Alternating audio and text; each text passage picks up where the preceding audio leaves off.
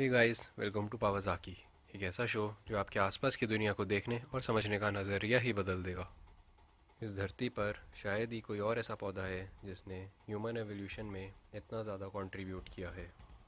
ये पौधा हमारे चारों तरफ मौजूद है, लेकिन फिर भी हम इसे वो क्रेडिट और रिस्पेक्ट नहीं देते हैं जिसका ये हकदार है। ये पौधा है घास। फॉसिल रिकॉर्ड्स में घास पहली बार 5.5 करोड़ साल पहले दिखाई दी थी।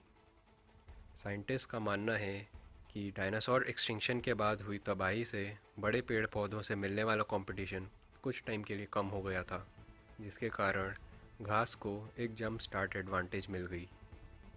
उस टाइम पर सारे कॉन्टिनेंट्स आपस में जुड़े हुए थे, जिसकी वजह से घास जल्दी ही पूरी दुनिया में फैल गई और उस टाइम के हर्बीवोर्स यानी शाकाहारी जानवर इसे नोटिस करने लगे।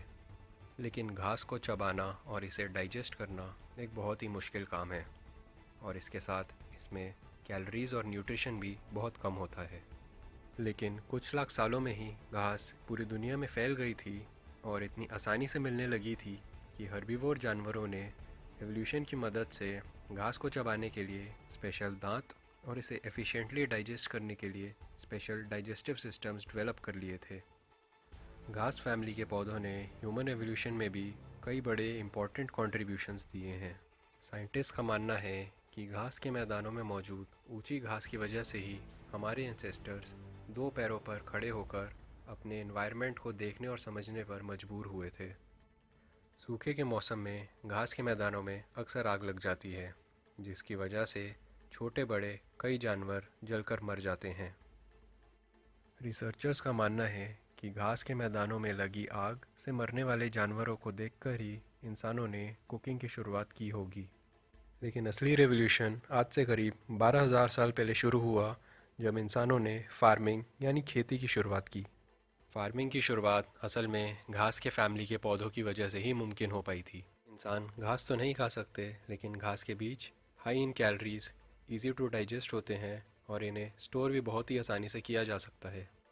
आज के समय में ज़्यादातर उगाई जाने वाली फूड क्रॉप्स जैसे आटा, दाल, चावल, ज्वार, बाजरा और यहाँ तक कि स्वीट कॉर्न, बैम्बू और शुगर केन जिससे चीनी बनती है, ये सभी एक टाइप की घास ही है।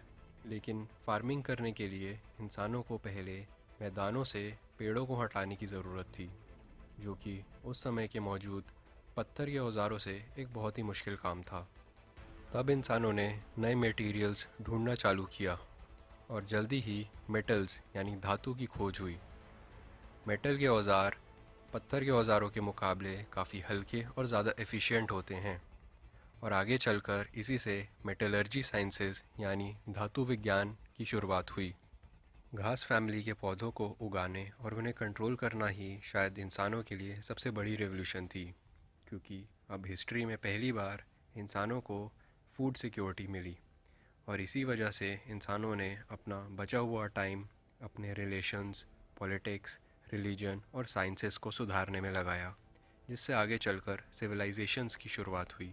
तो आज के इस वीडियो में हमने जाना कि कैसे दो पैरों पर खड़े होने से लेकर आग को यूज़ करने तक, मेटल्स की खोज से लेकर सिविलाइजेशंस की शुरुआत तक, इन सभी बड़ी रेवोल्यूशंस में कैसे घास का एक बहुत ही बड़ा रोल था। तो आगे से जब भी आप अपने गार्डन में टहलने निकलें या दोस्तों के साथ क्रिकेट खेलें, तो 2 सेकंड रुक कर घास को उसका क्रेडिट ज़रूर देना। So guys, I hope you like this video and that you learn something new today. अगर आपको मेरा कंटेंट अच्छा लगा, so do consider liking and sharing this video and don't forget to subscribe to my channel. तब तक के लिए goodbye and I will see you in the next video.